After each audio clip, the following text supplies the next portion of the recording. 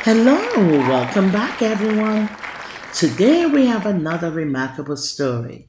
Today's book is called Brave Blondie, A Not So Merry Christmas, written by Diana Miswicki. Now this story is about a sweet but clumsy tooth fairy who's been assigned the best job ever. Now let's see what happens. Let's get started.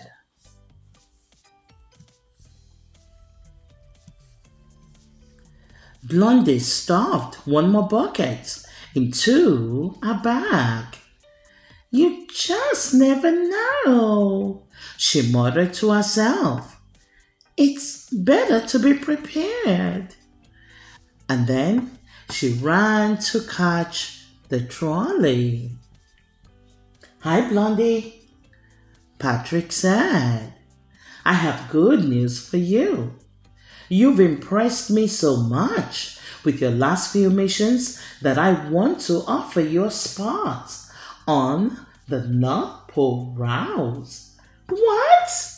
No way! Blondie shouted. Yep, said Patrick. You've earned it. Your first assignment starts tonight. This is it! Blondie thought. It was every fairy's dream to get on the North Pole route at least once. Now that night, with her directions in her hand, Blondie hopped on the train. Good luck on your first day, Blondie, shouted Mushy. I can't wait for you to join me tomorrow, Blondie shouted back. Now Jingles and Jax were her first North Pole assignment. She followed the fireflies, and finally, Blondie spotted the North Pole through the misty sky. The air jingled with bells, twinkling lights, and the sound of Santa's reindeer playing. Time to get to work, Blondie whispered to herself. Now our first stop was Jingle's place in Kringle's Nook. Blondie roamed the winding streets for what seemed like forever. And finally, she spotted Jingle's cottage at the end of Merry Lane. Blondie hooked Jingle's tooth with a candy cane and was off. Oh gosh, with all of these sweets around town, I'm going to end up with a cavity myself. Blondie chuckled as she tasted a chewy gumdrop cookie from Mrs. Claus's cooking confectionery. She just had to grab Jax's tooth and head back home. But Jax was nowhere to be found. Jax? Jax? Jax? Where could he be? Blondie thought. She searched and searched and searched. Maybe my fluoride finder could help, she considered. Now the fluoride finder started to beep as she was buzzing past the sleigh bell stables. A distinct snore rumbled from inside. Is that Jax? Or maybe it's Santa? Blondie puzzled. Now Blondie peeked in the window, but the barn was so dark she couldn't see a thing. Thankfully, Blondie had a jar of fireflies. So she stepped inside and let them out, and they swirled and twirled until they hovered over a snoring Jax. Blondie crept along a beam and reached under the sleeping elf. There was the tooth. Oh! Oh! Blondie whimpered. She lost her balance and dropped Jax's tooth into the big stack of hay below. Great! Blondie muttered. Not again! Just then, she heard a jolly, cheery voice outside the stable. Oh my! Now that must really be Santa. So she hurried and hid inside Santa's sleigh just as he started shoveling hay into the stalls for the reindeer. This is awful, Blondie thought. How am I going to find Jax's tooth now? It could be anywhere. So Blondie scurried out of Sleigh Bell's stables and hid in the mistletoe market. She stashed Jingle's tooth inside a red and white striped glitter ornament. She didn't want to drop that tooth in the hay too, so this way she could come back for it later. Now once Santa had returned to his toy workshop, Blondie swooped back into the stables. She rummaged through the hay, hoping and praying a reindeer didn't accidentally eat a prize. She looked at stall after stall after stall, but still no sight of Jax's tooth until the very last scoop of hay. I got it! Bingo!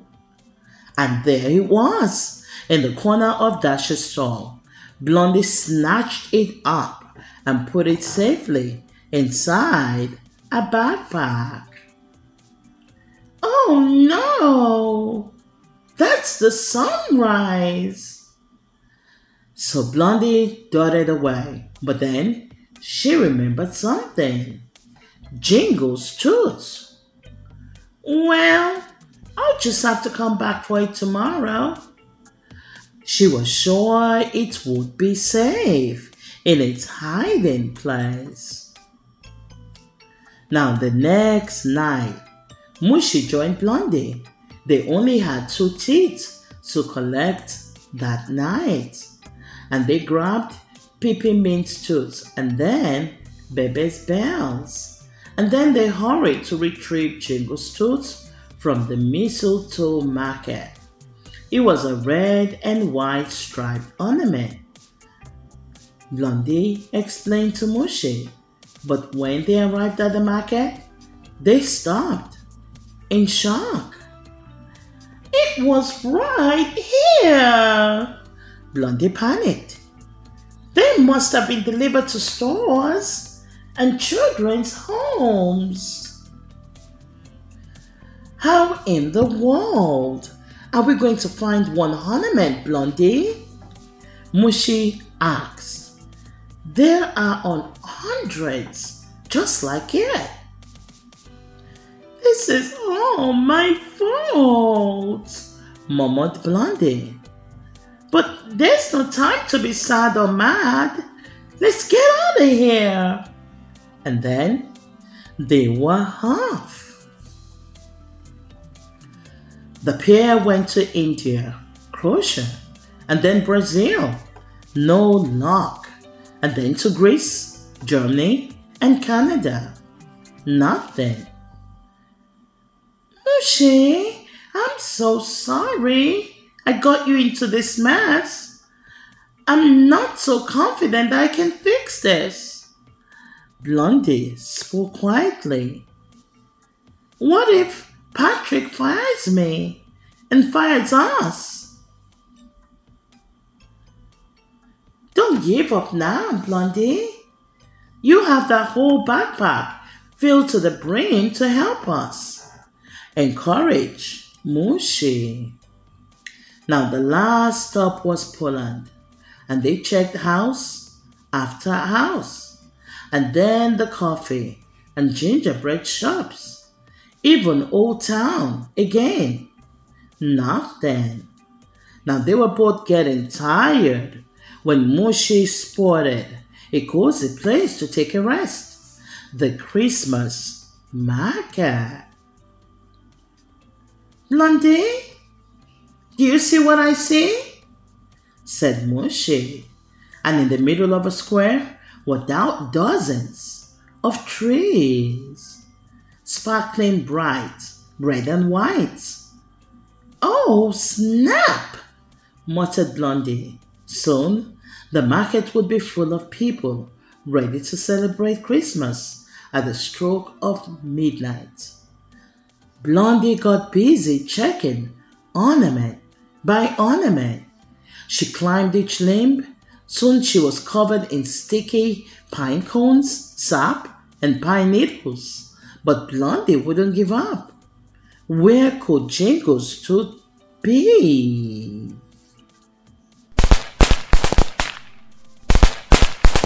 What was that sound? Said Mushy. The Raving Ribbon River, shouted Blondie. A moose on the loose? Now a moose was running across the frozen river, cracking the ice. His antlers were all tangled in a string of lights and ornaments. Blondie threw a lasso to catch him, but missed. She needed something bigger. My fisherman's net, said Blondie. Drop, and she missed the moose again. Blondie dug deep into her tooth fairy backpack and found a berry bark.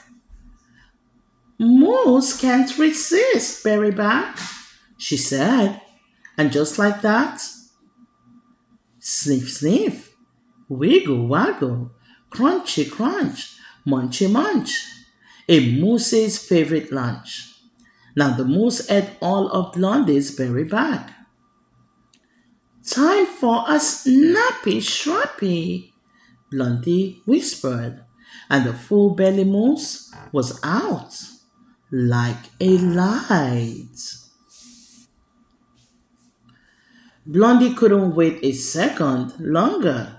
She had spotted the familiar ornament in the tangle. Please, please, please be here, Blondie muttered.